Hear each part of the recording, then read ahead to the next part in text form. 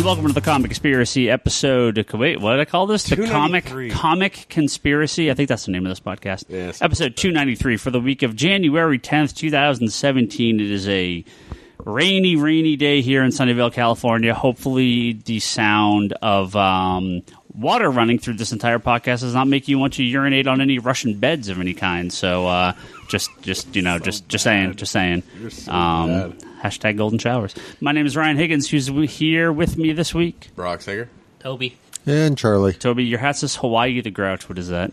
He is the hip-hop artist who I believe lives in Hawaii now. Oh, okay. Yeah. Is he a Grouch?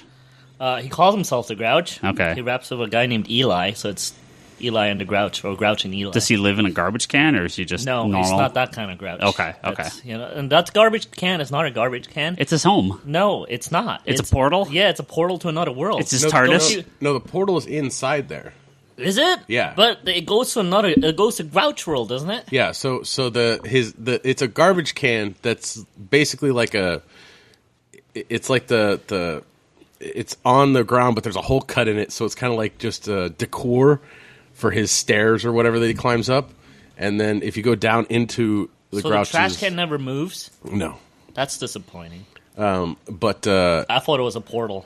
No, the portal's actually in his... It's down like Mario's... below in like the sewers, he has a little home. Like Mario's can it move with him? The can? Yeah. He's not part of the can. He's just always in the can. He is part of the can. The can goes everywhere. It's his TARDIS. Exactly. Yeah. Could be. Yeah. Exactly. But the actual portal... I don't know how you know it's a TARDIS, Ryan. Does Cookie He Monster... has kids. I live for kids. I don't know what your excuse is. I know, that's what I'm movie. saying. No, that's... does Cookie Monster still occasionally not eat cookies? Like...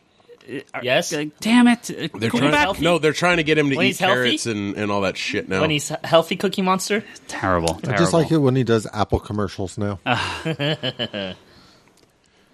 like the most interesting Cookie Monster in the world. He doesn't always eat cookies, but when he does... I found Cookie Monster slippers. I was really disappointed that the eyes didn't move. So I did not buy them. I would have otherwise. All right, let's talk about this baby stuff. Let's talk about comic books. Slightly older baby stuff? Mature baby stuff. Yeah. Hey, did you guys see this Justice League photo? The steamy one? Yeah. The big group shot. With the Transformer crotch? Okay. So Batman... I heard it was the Ultron crotch. Okay, Wonder Woman, awesome. Aquaman, awesome. Batman, pretty much awesome. I don't think there's any complaints about those. No, the Trinity, there's no complaints. The Trinity of Aquaman, Batman, and Wonder Woman. Oh, I thought you said Superman. And Superman's mostly fine, too. I have no problem. So the Trinity with an asterisk. So Flash's costume. Like, we're getting some better close-up shots of this thing now. Really detailed shots. Fine. It's fine. It's super busy. What it's always been in this universe so far. Do you hope that the rumor is true that he gets a more traditional Flash costume at the I'm end of more the movie? worried that the Flash on TV is going to end up in that kind of costume. No. I don't know. We'll see. They've simplified the Flash costume as time has gone on. They're not It's awkward to see, like, the strings. Yeah. Like, it's... There was a leak shot of Jesse Quick, Kid Flash, and Flash from the TV show. Are we going to just have random words that are going to be inside jokes all podcast? What? Leak. The three of there was some photos that were on the internet of the. See, I make the urine jokes here, Brock. There were photos of the three of them, and they are like those costumes are great. There are complex in some fashion at points, but they for the most part are very basic costumes, very simple compared to the movie version. Wait, did he update Kid Flashes? I kind of want him to update his neck. I want him to take the neck piece out so he looks a little not as stiff. I don't know how you get away from that. Yeah, you just cut it out. You just cut a bare neck? Yeah, no, you don't need the chin piece. Why does he have the chin piece? Yeah, I don't like the chin piece. Yeah, that needs to go. Just cut it out. Yeah. Well, it's not that the costume's bad. It's just yellow doesn't go. No, he looks look fine. good. He just I think chin Kid Flash piece. looks fine. Yeah. No, Kid Flash looks fine. I'm saying, but like mask wise, that yellow doesn't do too well with the mask. We're talking about Kid Yellow Flash. is fine. No, we're talking about Flash. I'm talking about Kid Flash. Yeah, talking about Kid Flash. They were talking about Flash. No, Kid Flash. Because Barry has the same costume, but in red... Barry is fine. He just can't turn his head. Yeah, it looks fine, but it's the yellow. The yellow color in the costume is what makes it look awkward.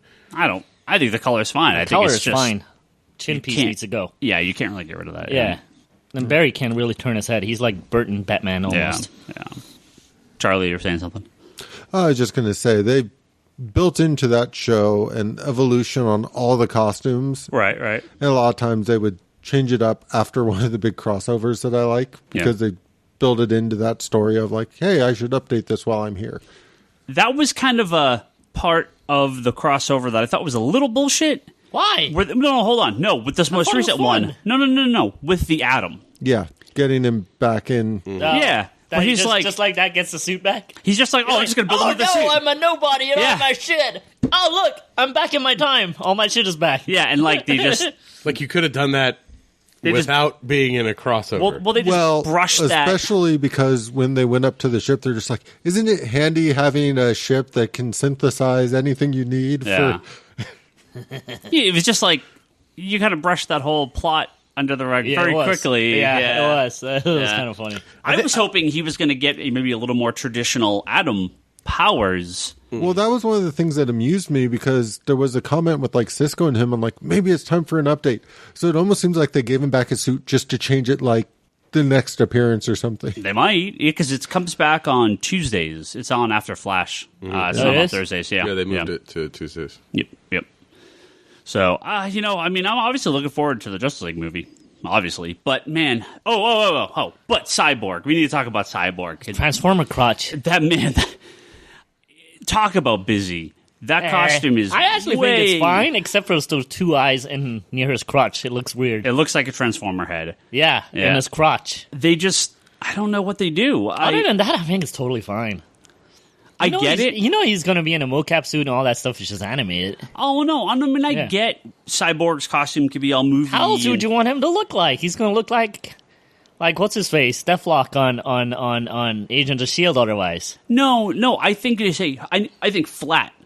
More flat colors, more flat pieces, not a billion little things. So make it look more like like an armor versus. Yeah, I don't mind the Bayformers at all. I think it'll be fine. I like to be them, honest with you. But I need to see this stuff more in motion. Yeah. And the original trailer they have for Justice League, that little teaser thing, the parts with Cyborg looked like PlayStation 2 graphics, like they looked unfinished. Yeah, but I mean, you just hit the nail on the head. Until we actually see it in the movie, and not just quick glimpses and weird lighting and not fully rendered effects from the looks of it, I don't think we can really judge from any still image whether or not the looks going to actually work. When should we be getting a trailer for that? I don't know.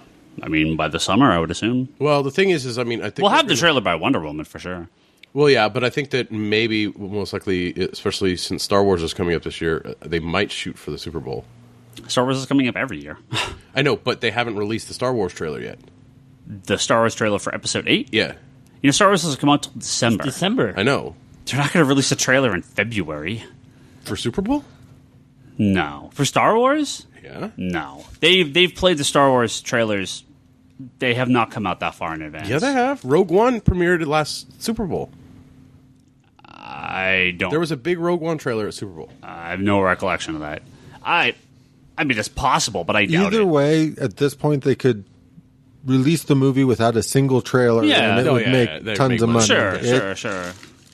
There's no rush whatsoever for any kind of promotional for the new Star Wars. Yeah, no, the Super Bowl it's wasting money to put it in the Super Bowl. Yeah, like it doesn't need the promotion. Justice League would still be too far out. Wonder Woman, that could have a Super Bowl trailer. Wonder Woman's not that far out. When's Wonder Woman? July. Yeah, that's more likely. Talking about CW shows here, we did get some good confirmation that pretty much every show has been picked back up for another season. That includes Arrow season 6. Not every show, motherfucker. Every superhero show that I care about. But didn't get picked up. iZombie is still on the verge. Well, they didn't pick up any of the mid-season replacements. Okay, good, because I was angry as fuck that 100 wasn't picked up. Yeah, they said there's still words coming down on unless those. They were finishing the story and they were finishing up anyway. Well, I mean, which is either possible. way, before they air a single episode, they're not going to do a renewal. They need to see what the premiere numbers are. Yeah. I don't think we'll find out for a couple months. When does, because all those start up soon, right? Really yeah, soon. iZombie's really soon. So, yeah, everything got picked up except for iZombie at CW, but none of the mid-season replacements got picked up yet. Frequency didn't get renewed either. I think they got dropped halfway through. I don't know that one. Yeah. But they announced a new show, kind of. Matt Ryan will return as Constantine on a CW Seed animated series. So this goes along with that Vixen little short episode thing they had. So meaning we're getting another short that gets broken up into 5-minute segments. Probably. Yeah, I'm not sure how. I haven't read how they're going to. I haven't watched season 2 of the Vixen stuff. I haven't watched any of them. I usually just wait until they put it back together into one episode. That's what I'm waiting for. Season 1 or episode 1. Right. That's what I haven't done it yet, but that's what I'm waiting for. So I like that they're doing these cool little animated shorts. They have all the actors and they are in continuity with the shows, which is neat. So I'm down for more of these things. Pretty certain this is a test. I did not actually watch season 1 of the Vixen animated until they were bringing her into Arrow for an episode. Yeah. But what is it, like an hour total? It's like a half an hour total. Oh, yeah, probably about half an hour. They're really short. No, it's really short. But I'm pretty certain that they were like, let's make the Constantine show, bring it back, and they're like, Big X said no, Little People yes. Yeah. And I think they have agreed to do this instead. Yeah. Right, because Vixen was on the animated one, then they brought the other version of her into they planned... No. They planned the actress they had in the animated one, they planned to bring her in eventually. Oh, right. But maybe they're doing something similar with this, right? Hopefully. Like Charlie said, just testing the waters and see if there's this... I mean, I think that episode of Arrow was very well received. So. I still don't know why we haven't seen him in Arrow since then. Don't know. He's on another show. The actor? Yeah. Huh. That's what he told us at FanFest. I don't know if he's still in another show, but at the time he goes, I'm in another show. Okay. Yeah. Yeah, there's the Justice League Dark animated movie comes out soon, right? They just dropped cover art. Yeah, they had that trailer a little bit ago. Had the cover art up. And he's Constantine in that as well. So yep.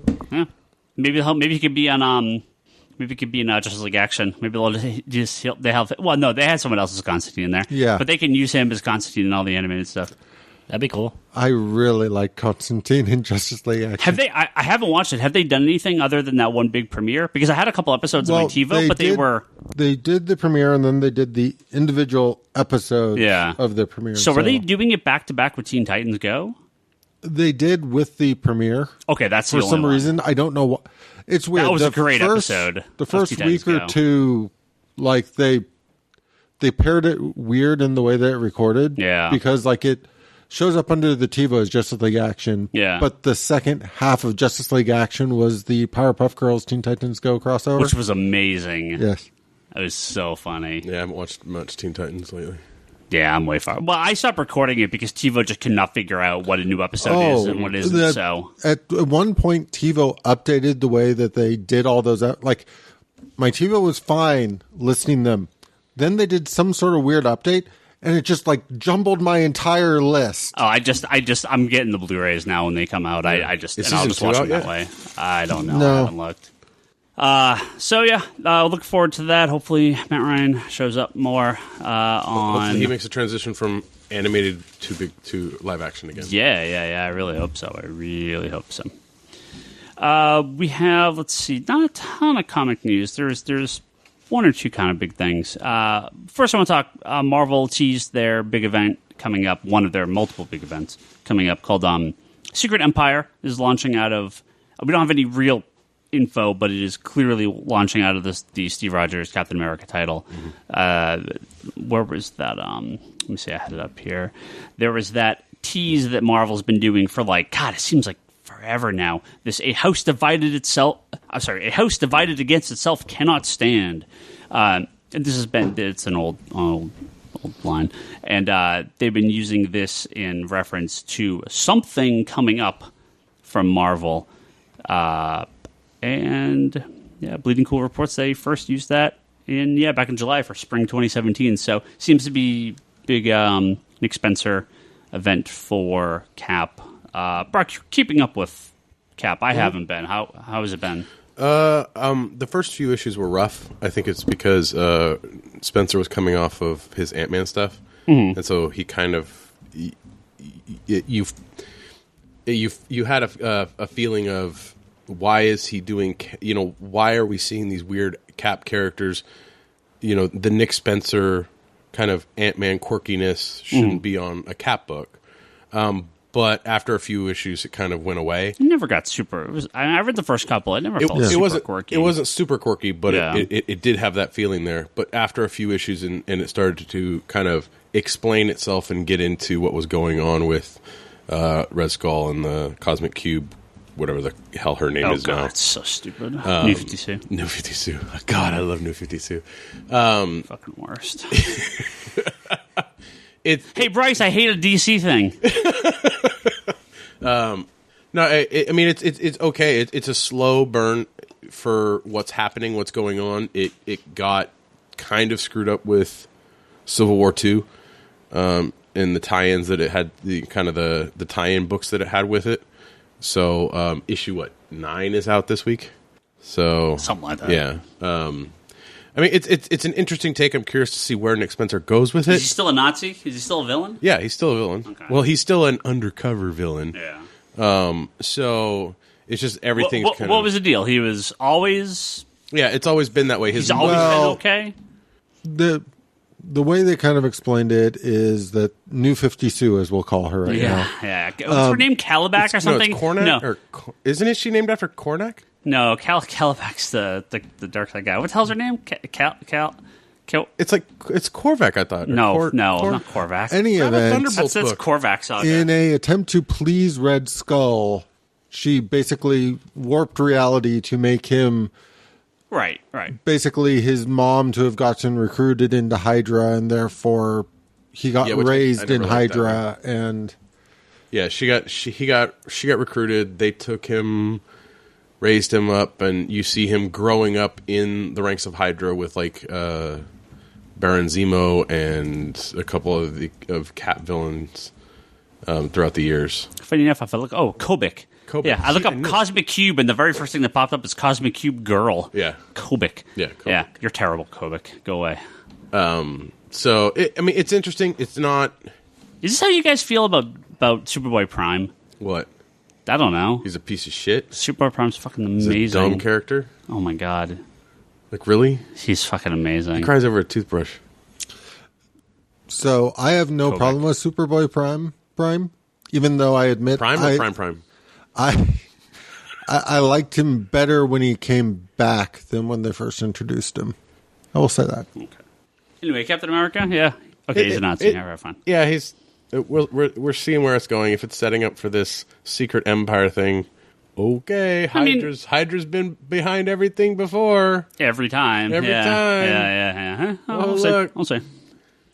One thing I think is actually definitely one of the biggest news stories of this past week. Marvel, good old Marvel. I love the way they announce stuff. I can just see Bryce right now, just his fuming is starting. No, there is no positive. There is no way to see a positive in this. You mean Marvel, justify this? No, there's no justifying this. So for everyone that buys Marvel comics, you have that digital code in the vast majority of them where you can redeem that code online for a digital copy of the comic you purchased. Mm-hmm.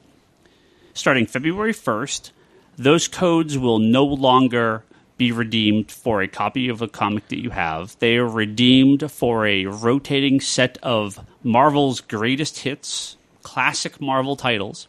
Sometimes one, sometimes two. It's not clear which ones are going to be available at any one point. What they made it look like is it's not even like here's issue 1, so hopefully you'll buy the trade. Right. Well, the very first book they're going to offer is Civil War II #0. That's their first classic Marvel comic. That book? Well, wasn't that a free isn't comic it book with day? No, that was others? It wasn't. That was a paid one. Pick. Yeah, Toby, you get a pick between 3 books or something, right? All I read was the Civil War 0. If there was more to it, then that's later info. If it's the one that I saw, it was the Civil War 0, the Old Man Logan first issue from Secret Wars.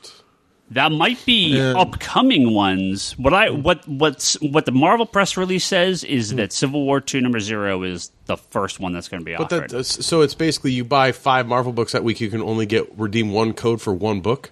You could redeem 5 codes for the same book. I think it's super lame. So if they had said, not only do you get the comic you're buying, we're also going to give you a bonus comic of this classic Marvel book. Cool. That'd be amazing. Yeah. I don't know how many people redeemed these codes.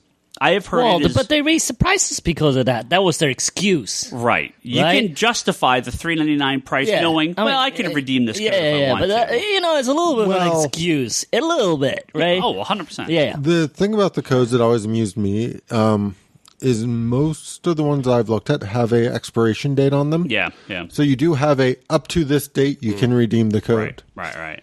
Well, and I know that a lot of people would buy Marvel comics in store, and then they'd sell it to their buddy. Oh, we're getting water's getting a little close to this door here. We have to take a boat when we leave. Nice.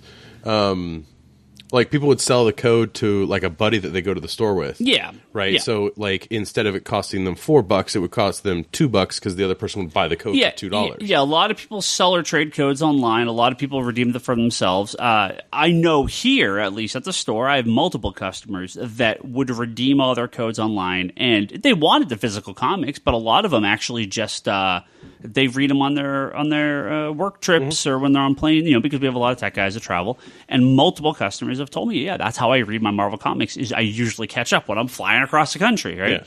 Yeah. We have at least one customer here that buys the books from me, he takes the code and gives me back the comics. And I throw them in the dollar bin or something because he only really wants the digital copy. Well, and it supports you more for him buying the actual physical issue. Oh yeah. I don't. At the end of the day, if you want to read digitally, we have the digital website. I mean, it's cool if you want to come in and buy the comic and redeem it here. That's awesome. I mean, that I definitely appreciate that. But my fear is they say in the press release, this is our unparalleled support of retailers. This is we want to give people more bang for their buck. All this is going to do is push those people that buy it physically but read it digitally to just be like, well, I guess I'm just going to stop buying the comic and I'll just buy it digitally if I want it, right? Pretty much.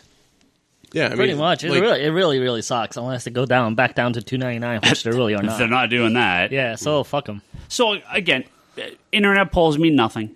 But I had a poll on my Twitter account, and I said, hey, look, if you buy Marvel Comics, how does this affect you? Do you not redeem the code, so it doesn't matter? Will you drop all your Marvel comics, some of your Marvel comics, or if you redeem it, will you drop all of them now that you can't? Yeah. Or some of them, or none of them? And about half the people said they don't redeem the codes. And I'll be honest, I am one of those guys. Yeah. And I know I'm complaining about the price right now, but there's been multiple times, and I don't redeem the codes. I'll still buy them for $4. Yeah. But there has been multiple times where I'm like, I was iffy on the book, and I looked at the price at $4, I put it back. Yeah. As opposed to when it was $2.99 or $2.50, the later earlier years, I would have just picked it up and not fought twice about it. Yeah. Right? But there has been times at this point where I'm like, look, at $4. I'm not willing just to throw it down for a whim. Yeah. Well, so at a cheaper price, I'm always willing to just buy books just because I was interested. Sure. But at this point, I am actually more conscious about how much it is. Well, at $4, and I tell you what, those Marvel comics are often $5 these days. Yeah. There's a lot of $4.99 issues. But there's been multiple times where I'm like, Ryan, there's times where I just would have. There was a time I would have just bought them. Yeah. Well, you also have to think about it. Is those people that have been buying the digital comics for years now, and with Marvel relaunching, guess what? That Mighty Thor book that you've been reading that's still going to keep going. Yeah, you'll have the digital issues up until here. Yeah. Like it's like they're cutting off those people that are it's like they've been buying and loyal. Now you're cutting them off from the digital from the ones that have been redeeming it. It's like, really? Yeah, it makes no sense. I also have, we have multiple customers that I've talked to about this, and another one said, he'll buy a book and, again, read it, take the code for himself, give the book to his friend, to coworkers, to kids, and everything. And now he's like, well, now I can't give that comic away, right? All that does is affect the potential long-term sale of other titles. Oh, he can give the digital code away to say, here, you can read this. Here's random Marvel book. But there's always been an appeal to getting a comic from somebody and reading it, like a physical comic, right? Handing somebody a digital code, say, oh, go to Comixology, which you've never been to, redeem this code, and, Well, I had a few people asking me about this rumor today. I have not read this. I don't know where it comes from. I don't know anything about it. But there is a rumor that Marvel is planning on axing basically all their low-selling books and double shipping all their big stuff, kind of the way DC's been doing, which Marvel had done in the past. Yeah. But, again, I am definitely a fan of double shipping if it's a good title, if it works. But DC's about when you count, it's about half their Rebirth titles, so about 30% of their books published are double shipped. It just makes me so sad because I love those side titles, right? I love those titles. Look, I have no idea where this comes from. I have not read this or anything. Look, I don't blame them in sort of ways because you got to make money, right? But on the other side, it makes me sad because double shipping $2.99. When Marvel was double shipping, I believe when they were double shipping more often, they were almost all $2.99. I don't think they had really jumped up. They were $3.99. Everything had jumped up, or some Most stuff? of it had jumped up. Towards the end of it, not the whole time, because Marvel would double. Me and Charlie were talking about this before. Marvel would double ship randomly. Yeah. They would double ship. They did 18 issues a year for a lot of titles, and that was when it was $225 and $250. That was the Superior Spider-Man times. No. That was it's Superior? No, I was talking, when you and I were talking before, I was talking when Bendis was doing a lot of the earlier Ultimate Spider-Man. Which were $2.25 those are and $2.50. Yeah. And then they had other books that Marvel did this, but I think that was like New Avengers, and those were all $2.99. I don't think they've done too much line-wide double shipping since they went to $3.99. Certain books have double shipped in months, but it has not been a regular thing. Marvel would do 18 issues a year for a lot of their titles. Well, not for a lot, for a select titles, where they would be 2 1 month, 1 the next, 2 1 month, 1 the next. This was like, 05, 07 maybe in that time period. So that was about almost 10 years ago. Well, because they did that, because I know for a while Amazing Spider-Man was... Amazing did the 3 times a month. 3 times, and then they had the extra. Well, they would do the 3. They would do the 3 a month. Amazing back titles. When the Brand New Day stuff started. They did 3, and then they did that extra. That one shot that had like stories from about other characters that have been in it. Oh, did they do that on a regular basis? Yeah, they did it like for 6-7 months. Do you have sandbags? Do we have sandbags? I do not have sandbags. They're in the corner and they're wet. I have lots of quarter comics in the back with a giant tarp. No, we don't. Use. I took them all to storage. We can find something. This is great radio. This is great radio. It's okay, we'll grab some rocks, throw them in one of the crappy boxes, wrap the tarp in that, and you're fine. We may be getting flooded. In the store. Send help. Send life boats. Send wraps. I think our overhead. Water filtration system. How's it look back there? It's like at the halfway mark. Okay. Yeah, halfway. We'll keep an eye on it. If I can't see it, if it comes over the sill and I can't see it, I may have to stop this podcast. It's at the halfway mark, but this side is higher. So halfway, it really has to have a lot. Okay. So when I was here on Sunday, I was watching the water for a while, and then just suddenly the water started to vanish somewhere. Went away. Yeah. So I'm really curious to see if, we'll just be staring at it, and it will keep raining, but then the water will just suddenly vanish. It's all going to somehow come falling through the ceiling on us. Just burst through the ground. It's going to start in the bathroom. Yeah. It's going to burst through the ground like a fire hydrant. Just when I was driving between buildings today, I had flash flooding warnings on my phone. Yeah.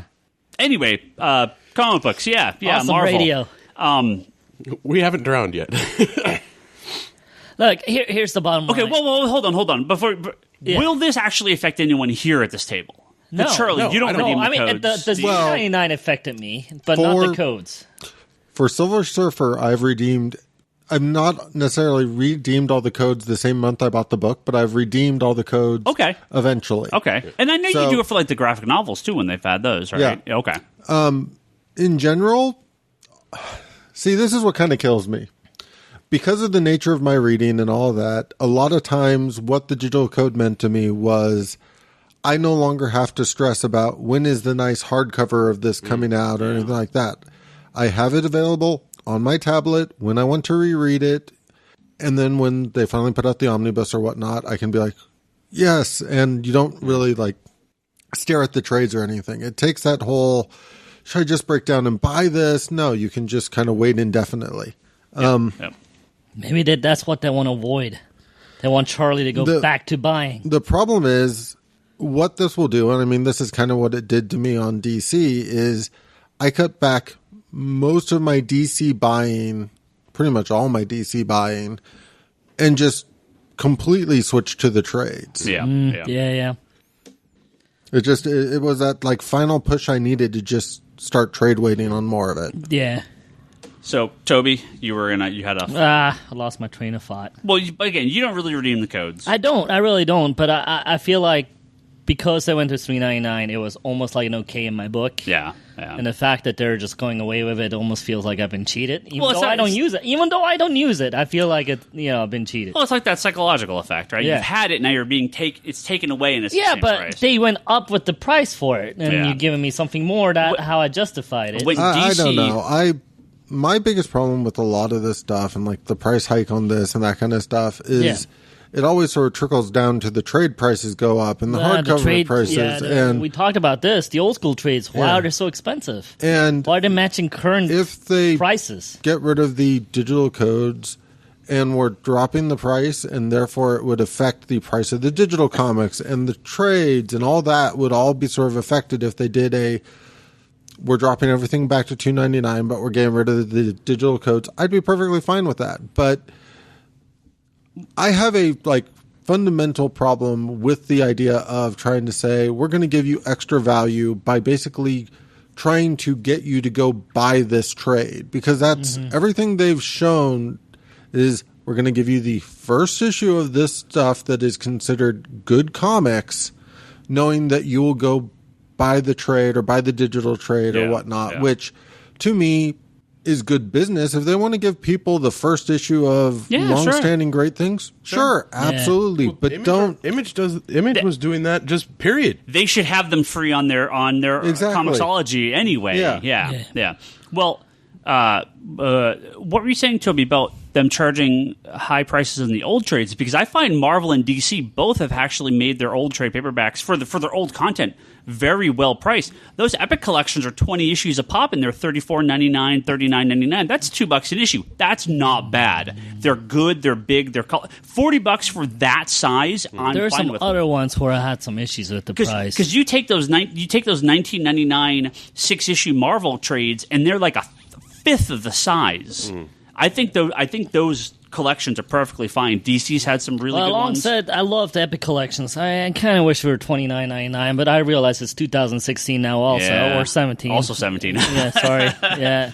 $29.99 would be fucking killer, but that would be killer, dude. I would actually buy all of them. I really would. I think they're just they're too big. I think it's way too much. $39.99 plus digital code. I would be happy too. You wouldn't hear me complaining. They could do that. You wouldn't hear me complaining. Oh yeah, I think if they. And I'm not complaining. I actually love those books. Well, I love the quality. If you look at the Infinity trade paperback, it's smaller and it's $50, right? Fuck that. Yeah. Fuck that. Yeah. Or how much is that Infinity trade, Charlie? Is it 50? Was it Infinity? One of them was. There's been a lot of Marvel trades that I've been like, what the fuck is up with the price? There've been plenty. The Secret Wars trade was $50. Like there was some trade I was like, how in God's name is this $50 for a softcover? It was nuts. Infinity is 50, but it's also fat. Infinity is 50? But it's also. Yeah, how many issues are in that? I mean, that looks like a 20 issue trade.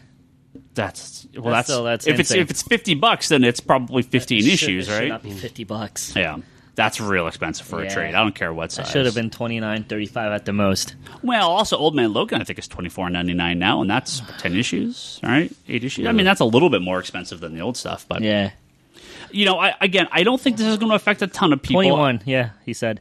21? Yeah. 21 for $50? Look, the digital thing hasn't really affected me just because I've been on the first iPad ever since, and the size is kind of wrong on that, so I never felt like reading it. Yeah. So if I ever get on the new one, I think I may actually check it out again. I just never enjoyed it that way. I don't enjoy reading on the computer, and I don't enjoy reading on the phone. I don't enjoy reading on my original iPad. I've seen the big iPad, and it's basically one-to-one to the comic. Yeah, and I have a feeling I will enjoy it on that. And once I cross over, then maybe I will actually buy into the digital stuff. But until now, I have not enjoyed reading digital at all. Yeah. And again, this is not against anyone who gets digital comics. Buy them however you want. No, totally. But I'm not. I just haven't found a way to enjoy them. No, I really didn't. Yeah, digital.comicsconspiracy.biz is where you can go to buy your digital comics. Thank you. I think that if you're reading comics, I don't care how you read them. I mean, just make sure you pay for them legally. Yeah, and hopefully we get the money that you pay for them. Personally, and I mean, you already covered this, but whenever I'm traveling, I used to overload my backpack with various hardcovers and trades. Being able to take the one tablet is just I used to overlay my backpack with like movies, and then I was like, to make it thin out, I would actually take them out of the boxes and put them in sleeves and make sure I had an extra battery for my laptop back when you could switch that stuff out. The only times I've ever bought digitally was when they had those really great sales, like Batman. When they had the 75th anniversary sale for Batman. Well, here's the thing, right? When you buy a physical copy and you get the digital thrown in, so to speak. Look at vinyl, right? Same deal. Yeah. So for me, what it kind of came down to when it came to buying the physical copy with the code is... It gave you more of a bargain on the digital side, I felt like. Well, to me, it's more along the lines of it felt like I was buying the issue on one of those good sales. Mm-hmm. Because it's $1 more, which is typically what the price was for the issues when they'd go on sale. Yeah. So it felt like... You were getting the sale earlier. Yeah. Yeah, pretty much, right? For me, my problem with the digital was I was never going to pay $2.99 an issue, ever. And bottom line, I'll wait it out. I'll be honest, I'll wait it out. If I'm going to pay $2.99, I want a physical copy.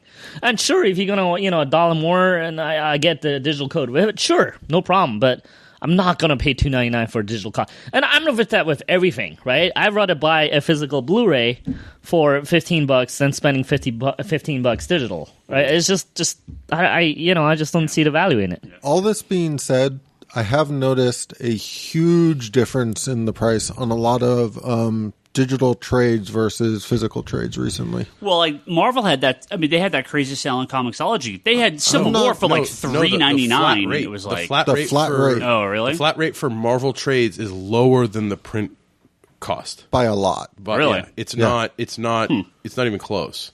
Yeah. Like the $19.99 stuff is like base $16.99.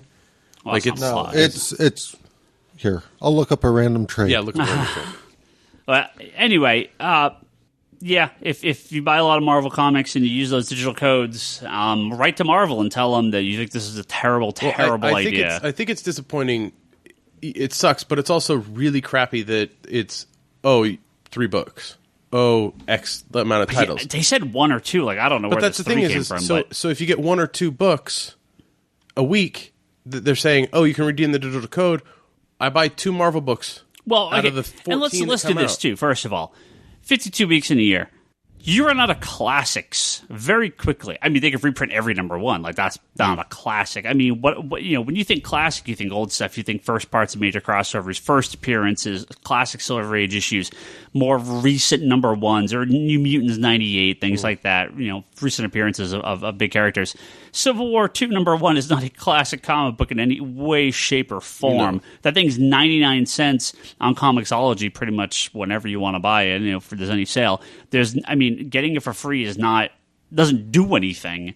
And then it's a trade out for Civil War that week or something. I don't know. It makes cable no trade was only $12.99. That's sort of my point. Really? See, now we're talking. You look at the Cable and X-Force Classic Volume 1, not on sale. It's $19.99 versus like $35 for the physical. Now we're talking. Now we're talking a little bit. Yeah. Yeah, as I said, their trade prices have gotten really competitive for if you're buying the digital trade versus the physical. Those prices I'm down with. I think that's fair and cool. Which is funny because if you go on... I still like the physical, though. Because if you go on Amazon, a lot of times there's many situations where the Kindle version is more expensive than the physical copy. Yeah. So they may be wanting to match their digital prices. So if it's 20 issues that are 99 cents a piece on their site, they charge $19.99 for them, right? That might be because it's the same price as buying the bundle, quote unquote. What's that? Everything that's old comes out at $1.99. So if between 99 cents or $1.99, yeah. But that could be why they're doing it, because they have to have that at parity with the price of the issues that are, because it's a collection of digital comics is nothing. It's just all the books together. You're just getting a license to view it. So if it's 20 comics for 99 cents a piece, normally they can't charge you more than $20 for that bundle, right? So I can kind of see where they're coming from with that. But if those books are $2.99 or $3.99 a piece, they're still charging you more. Because if it's 99 cents for 20 and you have to take 20 cents off. You're paying that extra. You're paying that 20 cents for convenience. Charlie, why don't you look at the Infinity one, the $50 book? Okay, I'll look at that one. We'll do that. Then we're going to move on to some questions here. Anyway, but yeah, like I said, if you read Marvel, actually, I would love to know from our listeners as well. If you buy physical Marvel comics and you redeem those codes, let us know. Yeah. I'd be very curious to see how many people actually do it. Hit us up in the Facebook group or so it's $34.99. Okay, instead of $50. It's not bad. It's better. I mean, that's unfortunate, but it sucks for physical. Yeah. Well, especially since that should have been the physical price for it. Can you see a list of the books that came out this past week? Are they the same? Did they drop them after a couple weeks or a couple months? Oh yeah, if it's a pre-sale. What's that? It'll be on the pre-sale tab. No, the price. We're wondering about the price. Yeah, you can look up a trade. It should be listed. Yeah, but Ryan's thinking about like new trades. Yeah, because if they're at that price, it sucks for retailers. No, they have the pre-order up for that, so it'll have it listed at what it is. So what was this week? All new Wolverine. I think there was an all new Wolverine trade. Yeah. But I mean, I'm just saying, like, look up something that just came out. The Grayson Volume 5 Spiral's End is $12.99. That's cheaper than retail. That's cheaper, right? Green Arrow Volume 1, The Rebirth is $12.99. Yeah, so I think they're about $4 cheaper. Yeah. $4 is fair still. Yeah. Again, I wonder if it matches. I wonder if that's going to match up with the price of what the comics are because they dropped the price. So. Yeah, maybe. Anyway, we're going to move on to some questions here. Yes, send us your email, thecomicconspiracy@geekbox.net. Hit us up on Facebook or on Twitter. Let me know if you do actually buy, or if you buy Marvel Comics and you use those digital codes. Let us know. And also let Marvel know. And let Marvel know if you don't like that. It's from Zach. I got a big email here. He sent me this last week. I didn't get a chance to read it. We got an email? I have a couple, yeah. Wow. Let's see. I believe we talked about this last week. Did I? About Alex Alonso saying that he did not view returnability as a strategy that contributes to the overall health of the industry. Yeah, I think we talked about this. Yeah, recent numbers and feedback from retailers confirms that. I talked about this a lot on Twitter. Real briefly, it's total bullshit. It's total bullshit. Returnability is awesome, and they should do it way more. I feel like I went on about this already, though. So, well, I mean, the thing is returnability's been around since the newsstand era. Yeah, it was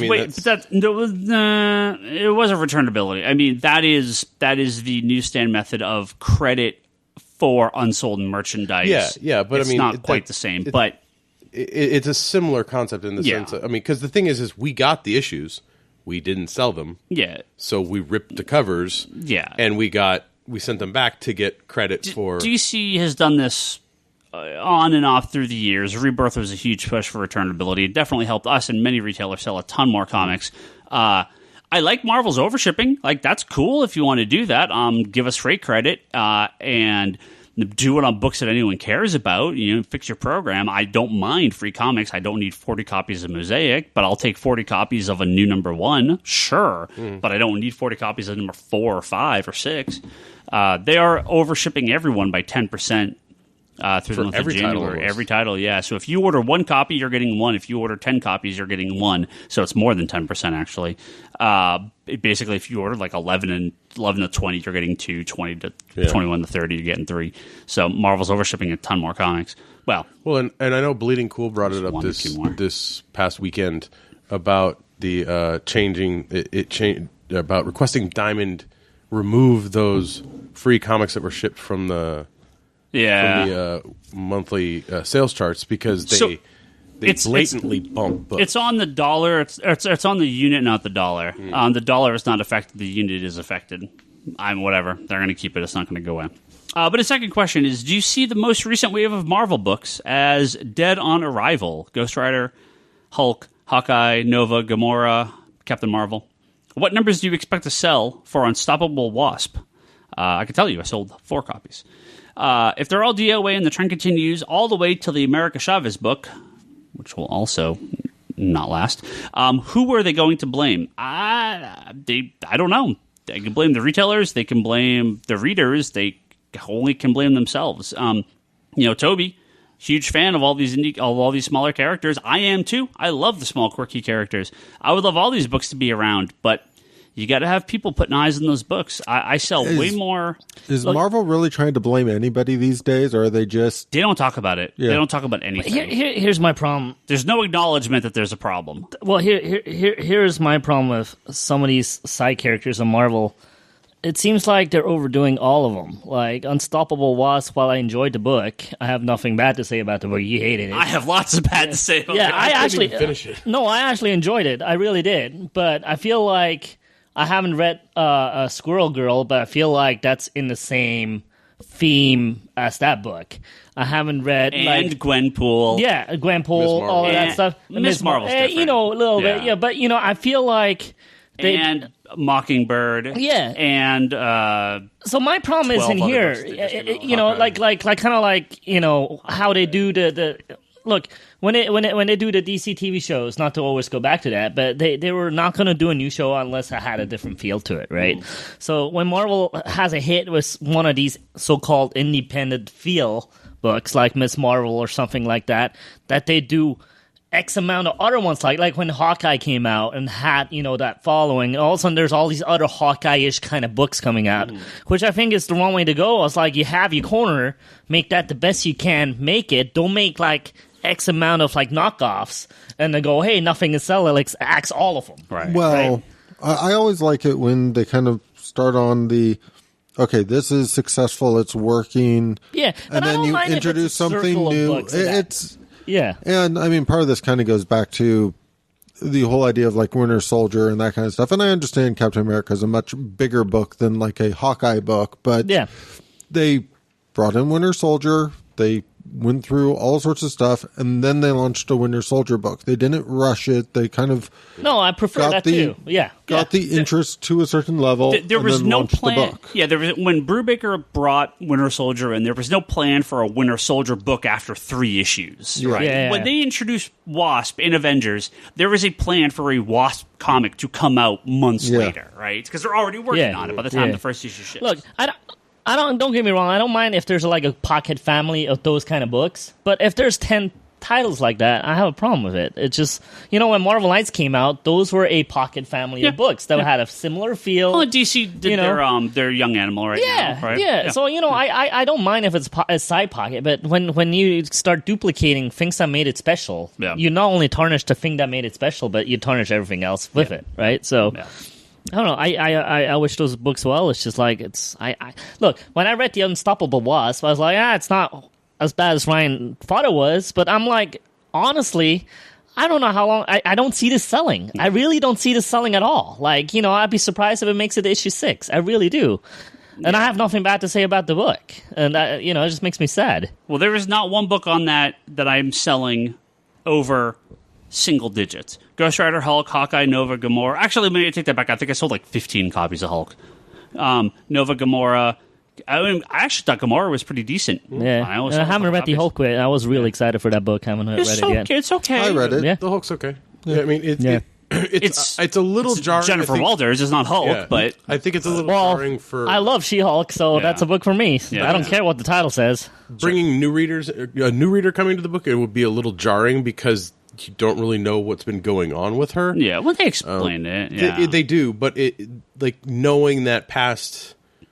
History might... bringing Robbie Ray as Ghost Rider, I mean, with the TV show, I'm like, they should have just done that. So I don't disagree with them doing that move. Yeah, but in the middle of all this other stuff that's not selling. In America, look, this is not sexism or racism or anything. I mean, maybe it is on the part of some readers why they're not buying it, but from a purely retailer point of view, this book's not going to sell. Robbie Ray is one? No, America Chavez. That book's not going to sell. No, it's not going to. It's not going to sell because of who she is. It's not going to sell because it's not called Amazing Spider-Man or Uncanny X-Men or the Avengers. That's why it's not going to sell. You can, frankly, if Young Avengers didn't do well, how do you expect this to go? No, yeah, I mean the original Young Avengers. And I hate to say this because I'm a fan of all those characters, and I'm a fan of America Chavez. But when Young Avengers, you tried 2-3 times, and I'm a fan of Runaways also. Yeah. If that stuff just doesn't work, how do you?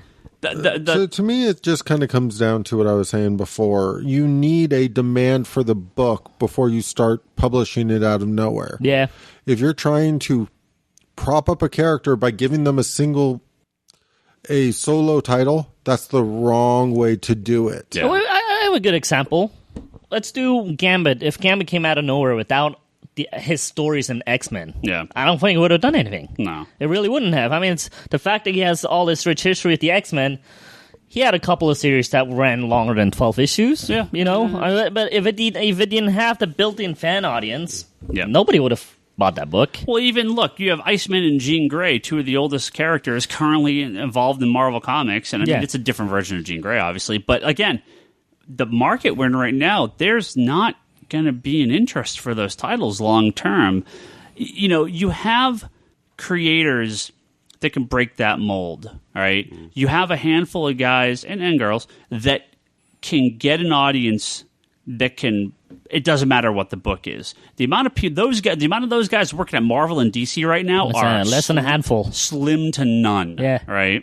Well, I was thinking total, Marvel and DC. No, right, total. Between both companies, almost none, or possibly no writers that are like, Jason Aaron in this store is that guy.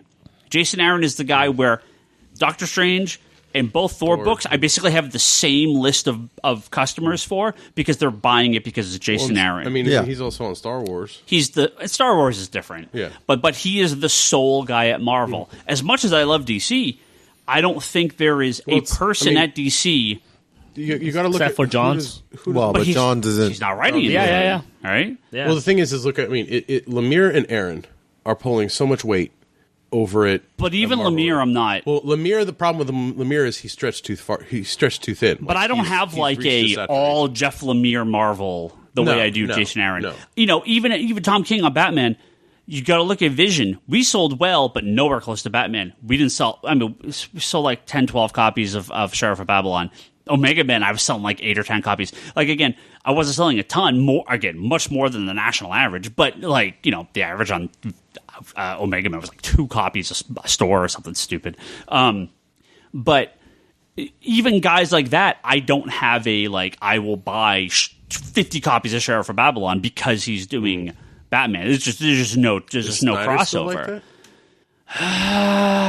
But he's not doing anything other than Batman. There is no other, and he was only doing Batman prior. There was no other book to buy by Snyder. Well, if Snyder did he's doing the AD, right? But I mean, within Marvel and DC, yeah. If Snyder came out with a non-Batman title, maybe. Yeah. But he only ever did the one title. Yeah, he's only ever done Batman and Superman. Yeah. Well, he's only ever done Batman, and then Superman. I mean, at the same time he did. When did he do Superman? Snyder? Unchained? Yeah. That's a mini. That doesn't count. But I mean, sure. During that's why that book sold so well, and Jim Lee for the first couple of issues. Yeah. If all these little books go and all we get is double shipping from the big titles, that again misses the point of Rebirth, because while we have Rebirth, we have a bunch of small titles from DC. We have Young Animal. Mm-hmm. I don't want Marvel to do that make that mistake of going too far the opposite direction. Because there is an audience for Squirrel Girl. Yep. It's small, but it's there, and I don't want to lose those customers. I just don't need 12 books like Squirrel Girl. Exactly. Yeah. You got 9 shelves in the shop of 7 titles. So 9 shelves of DC are their main Rebirth stuff. You have 1, 2, roughly 3 shelves so a third of their stuff is just other books. Yeah, I mean, Gotham, these are all double. I mean, if you add them up, it's probably about 40%. But if you take the amount that they sell, it's probably 20% or something. But the thing is the amount of stuff that's not main DC Rebirth.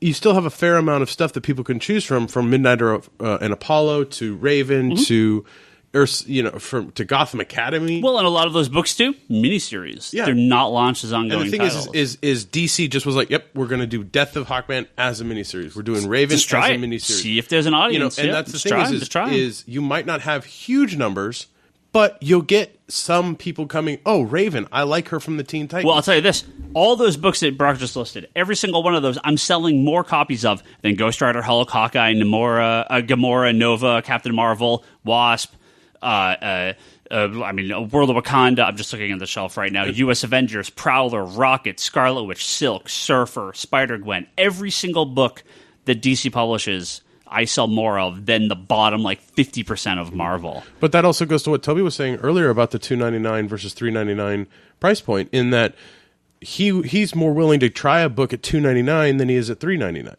I think a lot of people are. Again. I mean, that even goes for covers, not even just trying a book. Okay. When I like a cover at $2.99, I just bought it without thinking about it. Now I'm like, Civil War, garbage. Everyone hated it. Highest selling Marvel book, $5 an issue. Yeah, I right? buy it. Mm-hmm. But that's what I mean. It doesn't matter, right? If it's a big book, people will buy it. If it's an important book, if it's the big title, it'll still sell. Yeah, it doesn't matter what the price is, right? But it's true. It's true. Civil War 2 proves that point. Yeah, right. You pull a couple more Civil Wars, people are going to just stop buying altogether. But that's the thing. Their number used to be for us 250. Then it was 200. Yeah. Then it was 150. Yeah. Then it was 100. Yeah. We're down to 50 copies on Civil War 2. That's the big Marvel book, and I'm selling more. Bigger and bigger into the. I sell more copies of Suicide Squad vs. JLA weekly than I sold of any issue of Civil War 2 monthly. So I'm making in a 6-week time period. Well, and you're reordering.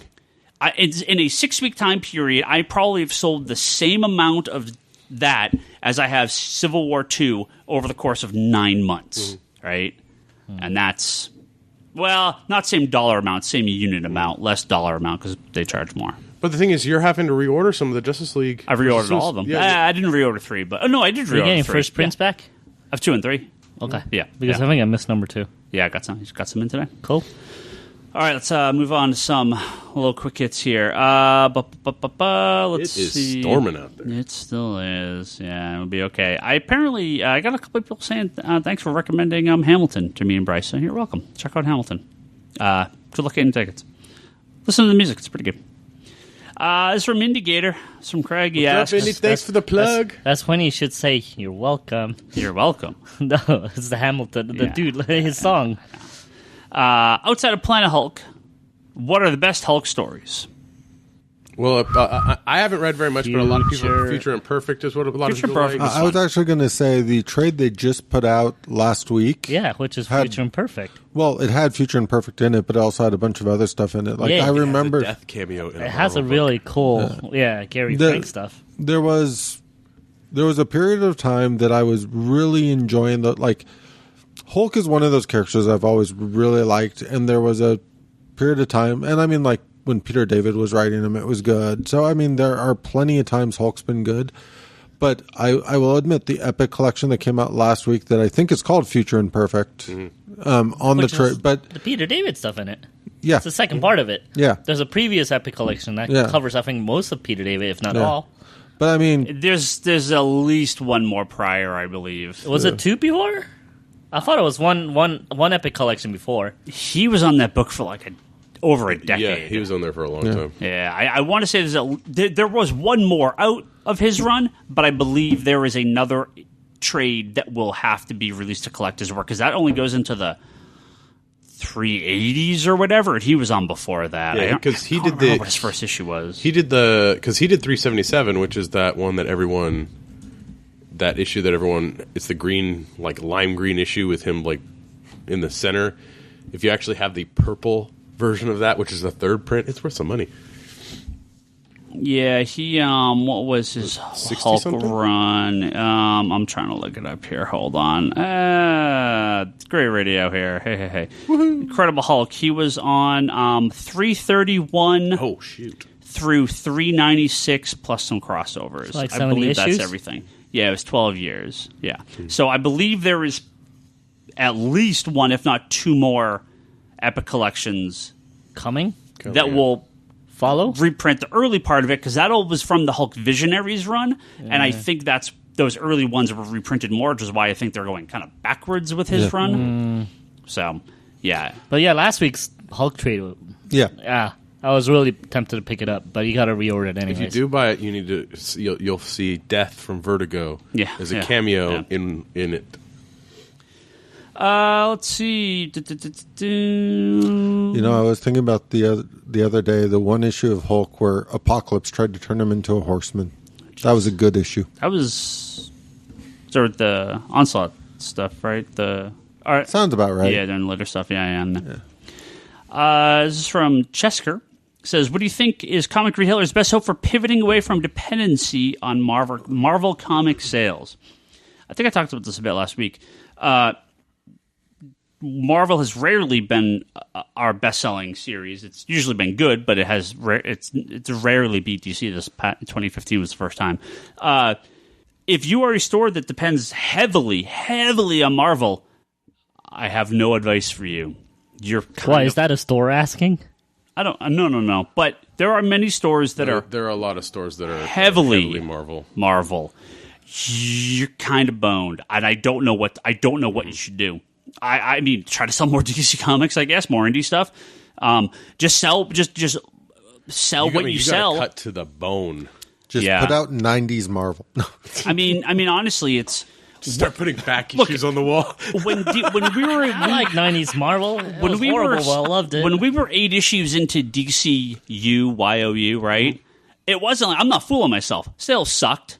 They sucked. I ordered 8 copies of whatever because I ordered like 7 copies of Martian Manhunter because it didn't sell. I was selling like 15 copies of Action Comics because nobody gave a fuck, right? I mean, I'm not going to lie to myself. The book sold terribly. Now, because we've always done better with DC than Marvel, we had kind of a longer way for that to fall. That was before I took over. It's always been that way. It just always has. But you ran the shop before you took over. No, even when I wasn't working here, just admit it. We used to be a Dawn shop, and then I remember the Dawn days. Well, those are different days. Finally, boobies everywhere. Finally got rid of that damn dog box. And this is actually the perfect example You still need to get rid of the Grendel days, man. Well, this is the perfect example of knowing your audience, though, right? Because Ken tapped into something here where he had a lot of customers for that. And he did it right. His problem was he never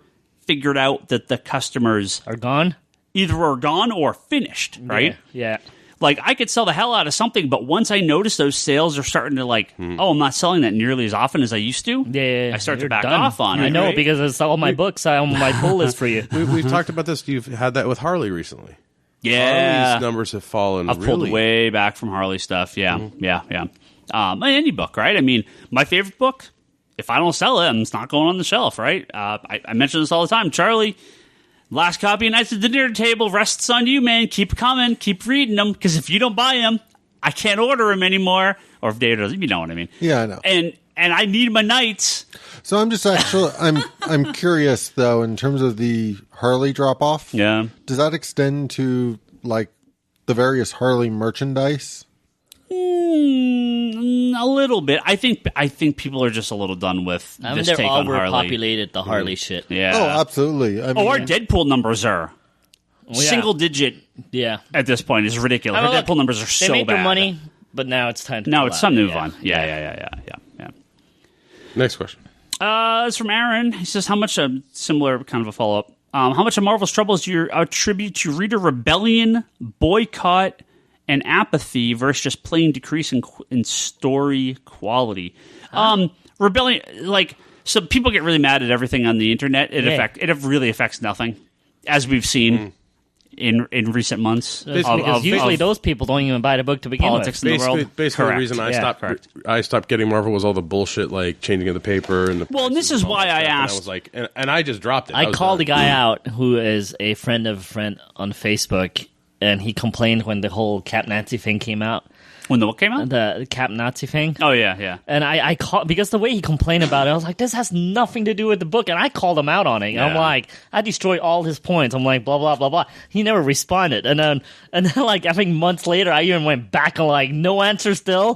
But then like, my other friends like, you were really mean against him. I'm like, what? That wasn't mean. Yeah. I just didn't like what he was complaining about. And I guarantee he didn't read the books. Well, this is why I say, I do this Twitter poll and ask, are you going to drop? So yeah, 20% of people said they're going to drop all Marvel comics.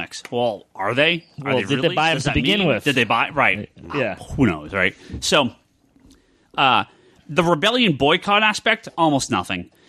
Apathy and a decrease in story quality, that goes hand in hand. Oh, that's what's going to tank them. If you are super into what Marvel's doing, you're here every week buying your comics. Absolutely. If you don't care, you're not coming to the store. Absolutely. You're not seeing it. Even if there's stuff you would like, you're not seeing it. Because we have a couple of guys that are friends at the store, and then they decreased their reading. They came less. Yeah. And then they stopped buying the books. They came in less. Right. Exactly. They're still friends at the store, but some of them we see at the movies at this point and not really in the store anymore. Right. One of the hardest lessons for me to learn, and this was a lesson I learned here, was when I realized I had like 2.5 years worth of X-Men issues sitting in a stack at home. Oh, yeah. That I could just never bring myself to pick up. I'm like, I have to drop I can't keep buying these books. Yeah. Was that when they were coming 18 issues? I mean, Sorry, Charlie. That's when I realized that I was over the X-Men. I mean, I'm totally a do what I say, don't do it type of guy because I rarely drop stuff. But there have been points where I'm like, this book is so bad, I can't do it anymore. And when you hit that wall, right? Yeah. Or you're just like, why am I buying this? Now, like, you hate everything about it, but you're so loyal to the character. You're such a tug of war in yourself. Oh, the Bombshell stuff right now. I mean, it's not great. Yeah. But I'm 21 issues deep. Man, there have been moments where I've filled in. I've been like, all right, look, I guess I'll go back and buy this shitty fill-in stuff from the 90s because I came in a collection. No, stop talking about your Avengers fill. And I got it for nothing, right? But yeah, especially when it's current stuff, like, if you don't like it, man, just cut it because you're going to end up with 2.5 years of stuff you don't want to read. You're going to have boxes and boxes and boxes and boxes full of comic books that you leave at Charlie's house and don't have time to go organize. Yeah. So I don't suggest people drop off boxes and boxes and boxes of books at my house. This is from Bennett. They ask, how do you feel about DC releasing books on Hoopla? Fuck is Hoopla? So I actually got a lot of crap about this a little while ago. I didn't actually know about this. Yeah? That's the library thing, right? Correct. Yeah. And could increase readership. So apparently... Yeah. If you have a library card, you can go from anywhere, I believe, from any as long library. I think it's the library that's connected to the Hoopla database. Yeah, they have a good size database of libraries. Yeah. I noticed. You can Santa Clara borrow digital. One of them, yes. You can borrow digital books. And DC has, there are other comics in there, but DC has started with Rebirth, that all the DC Rebirth graphic novels will be available on Hoopla. So if you want to the day of release. Yeah. Like the new issues? The trade paperbacks. Just the trades. Because it's a library. So Green Arrow and Superman are up already. Yeah. And then this week, it's kind of Batman. cool. Batman and Aquaman. Kind of cool. So I had no idea this existed. Someone actually kind of got on my case and we were talking about, if you don't want to buy comics, how can you read comics? And I was like, I don't know, pirate them. But this was like a year ago or so. But like...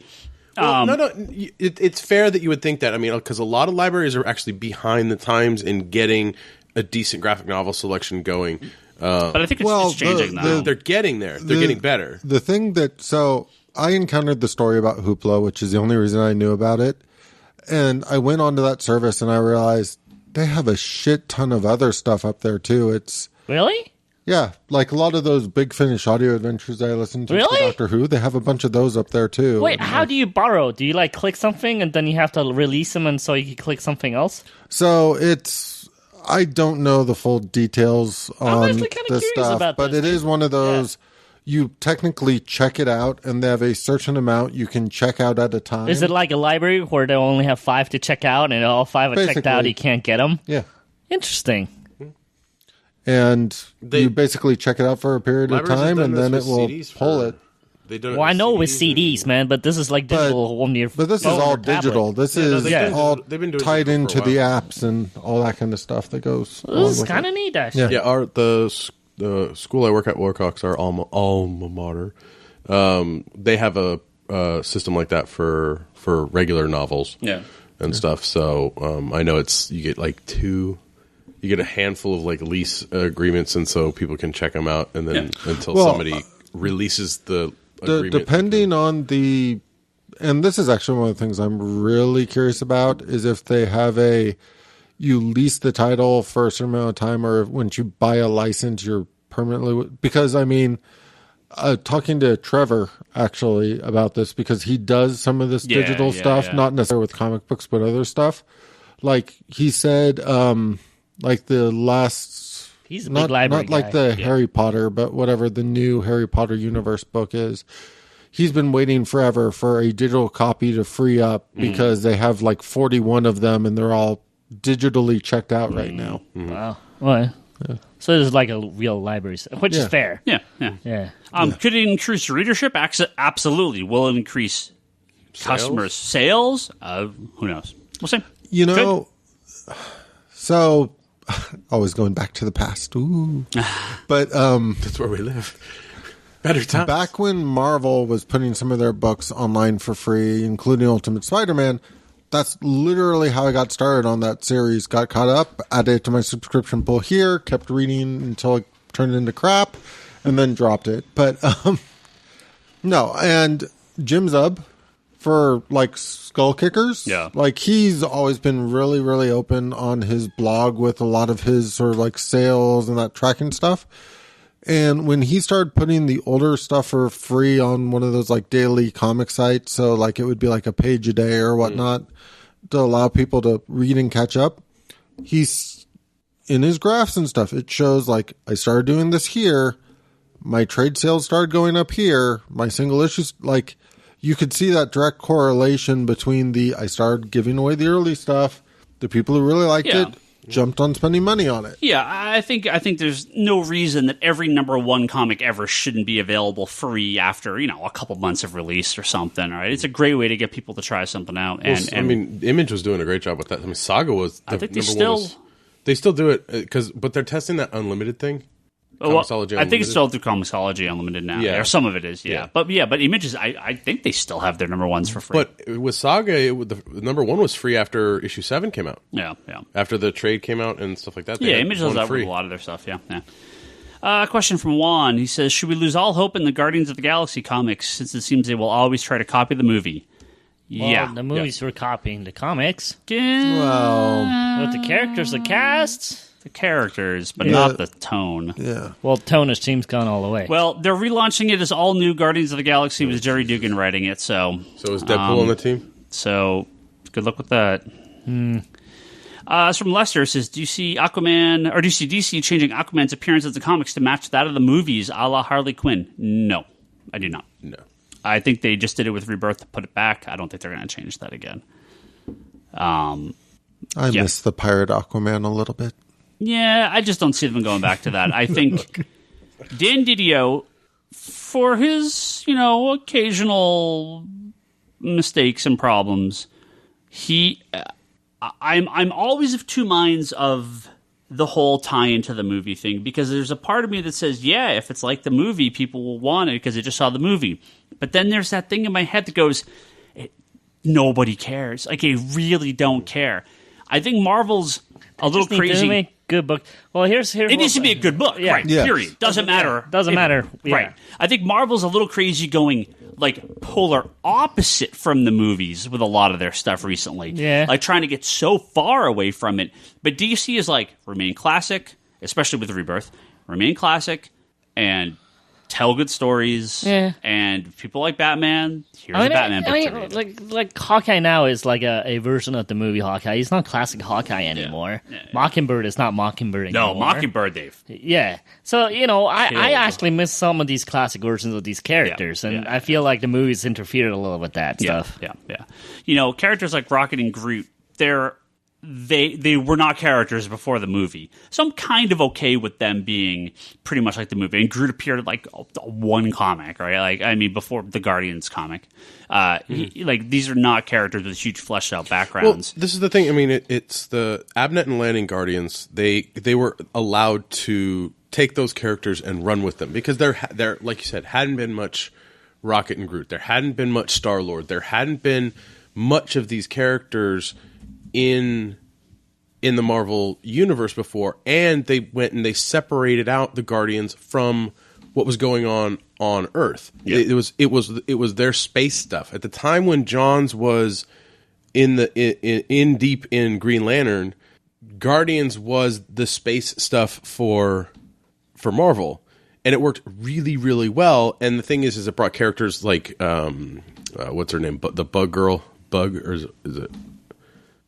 It's not, Bug? Is it Bug? Yeah. Yeah. Like, it brought characters like her... no, it's Mantis. Oh, the chick. Yeah, okay. Like, it brought Mantis to the forefront. I remember reading Annihilation and going, Drax, this character's awesome, right? All of these characters that... And it wasn't tied to anything else, but it's like everything since the movie has been... All right, how do we get the Guardians attached to hanging out with Spider-Man? How do we get the Guardians attached to hanging out with... it's like they're trying to shove Guardians in everything, and now they're going, oh, yep, they're grounded on Earth and stuck. And it's like, no, I want the Guardians out in space doing shit in space. Yeah, I don't know. The Guardians is tough. They have to make it its own thing, and they haven't. And being so... trying to copy the movie, you're not going to do it as good as the movie. Mm-hmm. Going so far from the movie, you lose any sort of crossover readership. I just do what you're going to do and just kind of ignore the movies. This is Dan Didio's thing. He's like, I'm cool with the movies and everything existing. I just want to do good comics, and I don't care what the movies do. You can push a character a little bit more because a movie's coming, but just make the book good. That's all that matters. The thing is, that's part. One of the reasons why I respect Robert Kirkman. Is that. He's like, nope, Daryl is not coming to the comic books. He's like, we are not putting Daryl in the comic books. Daryl is a show-only character. He's not coming over to the comic books. And the thing is till the last issue that's coming out. I got a couple quick last questions here. They got a bunch that we're not going to be able to get to. Sorry, guys. But I want to hit a few from our good friend Chris Phillips, who's been on this very podcast. Mm-hmm. He says, how are Young Animal sales? We're actually doing pretty well with them. That audience, that kind of Vertigo-ish audience, does well here. We've done pretty well with them comparatively. Sales chart-wise, Cave, Carson, and Shader about 20,000 copies. Doom Patrol's about 30,000 copies. Mother Panic, I think we only have the sales right now for the first issue. It sold really well with this because it's returnable and they had a Batman variant and all this stuff to it. And again, we are much higher than that sort of national average number. They do sell well around here. So. But again, it brings up the point that Young Animal is the grounds to test these types of books. Yeah. They're not expecting... they want sales to be good, but they're not expecting sales that they're going to have to ship 10% extra to make sure that people have them. Sure. Let's get one last one here from Tom. He says, what's the deal with Bleeding Cool? I see so much controversy coming from them, and I seriously want to know some history. Oh, and all the Ryan Higgins quotes? Yeah. I get quoted on there occasionally. Occasionally, yeah, all the time. I know Rich Johnson. I'm not I don't know him personally, but I've had many conversations with him through the years. Actual phone conversations? No, just online. Okay. So Rich Johnson, the guy that is kind of the head writer of Bleeding Cool, or the only writer? No, they have a lot of people. They have a lot of other worth people reading. Now. Yeah, the only writer worth reading. he did a number of rumor columns through the years for other websites, including, I think he had his own website at one point. And I mean, a long time. I mean, like maybe even late 90s, early 2000s. Like, this guy's been around for a long time. Bleeding Cool was started up as a site basically for him. It's owned by Avatar Press, the comic publisher. It was? It is. It is. It still is? Yeah, they own Bleeding Cool. I didn't know that. Mm-hmm. Yeah, he did other stuff prior. And then I Bleeding actually Cool, did not know that. Yeah. Okay. Yeah.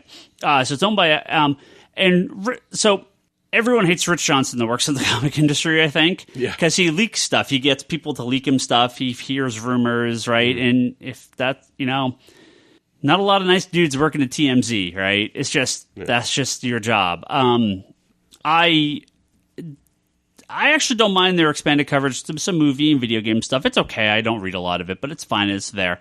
But Rich Johnson may not be the journalist we need, but he's a journalist we deserve, right? It's like, that's just, he is the rumor monger guy, and for good or for worse, he's broken a lot of big stories up. Now, it's very clickbaity and sensationalistic a lot of times. I hate with a fiery passion Jude Terror, one of their new writers that they've had there. He comes from that piece of shit website called The Outhousers. I actively hate this guy with a passion.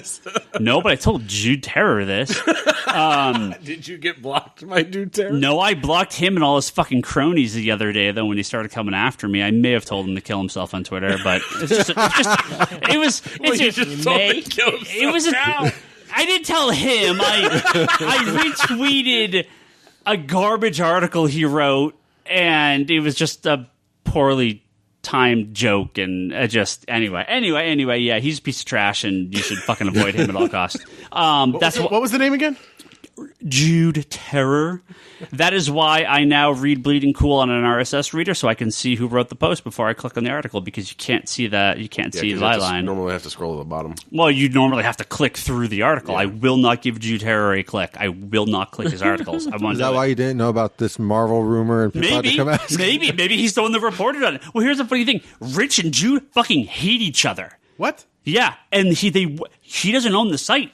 When he got hired, when Jude got hired, Rich Johnson put out an article on Bleeding Cool that was like, we hired this guy. He's a scumbag.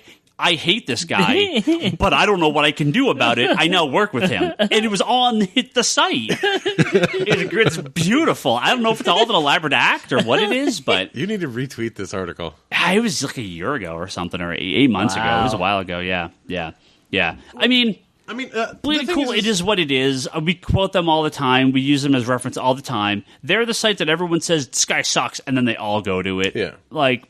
Well, the thing is there's no comics journalism. It doesn't exist. This is as close as we get. No, comics journalism is who tweeted what today. Comics journalism is, here's 17 fucking polar bears that look like this Batman action figure. Like, that's comics journalism. Like, there is no comics journalism, not anymore. I'll miss Wizard when the internet didn't exist. I mean, Bleeding Cool and Wizard are basically the same, right? Yeah, but it was fun when the internet didn't exist. That was the only source of information you get. Yeah, it's super weird. All right, that's it. We're done with this. You sure? Done with this stupid podcast. Oh, actually, wait, hold on. No, I did have a question. I think because I mentioned it, we actually finally, someone asked us a question on Patreon. I never actually get questions on Patreon. So we got a Patreon question? Yeah, it's from Shane. He wants to know if we've read a few books here, and I do want to go through and read this. If you are a supporter of us on Patreon, you can actually message us or leave comments on our Patreon Have they fixed site. So we can get access to that yet? I don't think so. I would have read more of these. I just never get them. I only get them through Twitter. So... there's a couple indie comics, and some of these aren't indie, but he wants to know if we've what our opinions on them here. I'll start on the bottom because I actually don't know what this book is. Trigger Man. Trigger Man. I don't know what this book is. I haven't heard of it. No clue. Charlie is looking it up right Sheriff now. of Babylon. We talked about that before. That was Tom King's book, the Vertigo title. I read a couple issues. It was interesting, but it lost me like in the middle. I think it's more of a one chunk kind of read. Yeah, it's a very modern political war book. I read the first issue and said, "Yep, this is a cool Tom King book. I'm really excited to read the rest." And now I have 2 trades sitting there, and I haven't read it yet. So, rumor of it coming back? Hopefully it does. Well, aren't they doing a hardcover? I mean, there's 2 soft covers. I don't know if they're doing a hardcover. It wouldn't surprise me. Moonshine. That's the new Brian Azzarello. What's his name? Yeah, Toby. 100 Bullets. Oh, Rizzo. Yeah, Edward Rizzo. Yeah. Again, read the first issue, went, yep, this is... It's interesting. This is Azzarello. It's Azzarello, but I've read a few issues. What, issue 4 comes out this week? Yeah, 4 is this week. I've read 3 issues, and I'm kind of still like, what do you want to be? I think that it's really... because, spoilers, it deals with the Prohibition, all right, a guy from the New York mob or mafia or gangs coming down to get moonshine from the South, but the South, when it gets down there, they're werewolves. Yeah. So it's kind of this weird, like, okay, what are you trying to? Again, be? I'm trade weighting it. So shh, evil word. So I figured out why I recognize the name Trigger Man. What is it? It's a new book out by Titan. Oh, like the same people who do the Doctor Who books. Yeah, sure. Yeah, it's, as far as I know, it's not based on any property that they've had before, but it's another one of the crime noir kind of books. Okay. Yeah. Okay. Yeah, I haven't heard of it. Yeah, I saw it in previews. I'm like, oh, Titan's doing something like original. Wants to know about Lazarus as well. Awesome. Slow. Awesome. Yeah. Yeah, slow. It is on my list to read. Like, honestly, I read, again, same deal. It's Greg Rucka. If Lazarus was a TV show, it would be like Westworld pacing. It's Greg Rucka. I mean, I read the first issue. Went, yep, this is a Greg Rucka comic. I will continue to read this book in trade format, and it's like 4 of them on the shelf, and I haven't done it yet. I just have the 2 hardcovers. Waiting for the 3rd. But the final one, I have a lot to say, and we actually have talked about this comic at length before. He wants to know about Scalped. That's the very early Jason Aaron work from Vertigo, one of my favorite Vertigo comics in this back half of Vertigo's life. Yeah. We've talked about in older. He says he's listened to us for about a year now. So older podcasts, when it was coming out. Yeah, Brock used to talk about it all the freaking time. Yeah, both of us did. I love that book. Scalp's awesome. About a undercover FBI agent working within an Indian reservation, trying to. It's a Native American FBI agent. Yeah, he's from the tribe. He's from the tribe, and he leaves, goes, gets military experience, and then comes back and is working as an FBI agent. Yeah, he's trying to infiltrate the corrupt chief who runs this casino, and the story. It's way more complicated than that. It goes on. Really, I suppose first few volumes are awesome. I got a little lost in the back, like 3/4 of the series. Yeah, when it was going into the stuff with his mother. Yeah, there was. I kind of lost my way on that book for a while, but I thought it wrapped up really good, and I do want to pick up those hardcovers at some point. I got them; they're really nice. Yeah, Scalp's a good book. So again, I think this was a real early episode of the podcast. I don't remember how early it was, but they announced that they were going to do a Scalp TV show. Yeah, and it never happened. It never happened. So no, it hasn't happened yet. Maybe they're still working on that. All right, that Starring is now Jason Momoa. Jeez, he's got a Netflix show coming out. Another one. Huh. He had one before as a Native American, and then now he has Frontier coming out. Yep. Nice. Trailer for that looked good. Yeah. I still want to watch the original one. Are we giving people a sneak peek of the roundup? Apparently. What we're doing now is we got to thank all our good friends on Patreon. We finally got our Patreon money and all our processing stuff from through December. So if you were one of our awesome Patreon backers through the month of December, we want to thank you guys very, very much. Of course, we have all our high-tier backers here. Let me get that list up here. Where are they? There we are. Our good friend Albert Soy. Can't forget about him. Julian Titus has a Nerds Without Pants podcast at pixelbit.com. No pants. Julian, I haven't forgotten about you. You are coming back. We need to find a day. Wasn't he supposed to be on like 2 months ago? He's going to be my test subject for a way to record and have us all here and record him at the same time. Like, I'm trying to get my We've always done that. No, because he's recorded his audio on his end, and you've dumped it onto, and I've compressed him. I'm actually, I've done some research. He's going to be my test subject to both record and listen to. Multiple laptops. This I'm working on the setup. So I blinked and it was Christmas, and now it's January, and now I'm going to be gone for... Oh, yeah, by the way, there's no podcast next week. I'm not going to be here. So I want our listeners to know... There's no podcast next week. Everyone is willing to record. There is I want our listeners to know that we did try... to get Ryan Scott to come down. No try. And record for Tuesday. Nope. But fuck Ryan Scott, we'll just record on our own. Due to the fiasco that was the last episode. I'd prefer that. Is it really because of the last fiasco? I don't know. I'd prefer you guys just do it yourself. But no, don't worry about it. Take a week off. It's fine. That's fine. We could do it ourselves. Yeah, do a roundup, and we'll do a double the week after with a roundup attached to it. How about that? Record a roundup next Tuesday. Probably will. Invite Bryce over. Record a 6-hour podcast. We technically owe an episode briefly for last month. And a 6-hour podcast. Exactly. Ryan Hess. We'll just do the Man of Steel commentary without Ryan. Yeah. Good. Ryan Hess has the Preach Podcast at soundcloud.com/Preach Podcast. Make sure you check that out. Jody Lawson has Canon the Triad Comics Anthology at triadcomicsstudios.com. So our good friends Manoa Place, Sam Che, and Talon Bray. Check those guys out. Thank you guys very, very much for all your support. I'm going to read... Did we lose Albert? No, I said him first. In the beginning. Yeah. We have all our good backers. We have tons of backers here, but we got to thank a bunch of these guys here. So let's do this. Alex McHale, thank you very much. Matthew Schnapp, Gretchen and Samantha. Although the email says something totally different, so that's interesting. Mark Long, Ivan Leskanik, Brian Morawski, Matthew Holmes, Dennis Jansen, Paula Schultz, Blake Etheridge, Keith Amaral. I should have you guys do this one day because my eyes start to bleed when I'm reading this giant list. Bleeding eyes. David Polanco, Christopher Noyes. Hey, it's Chris. Kevin Nguyen, David Sfar. Hey, speaking of the guy that actually buys Knights of the Nerd Table. Thank you, David.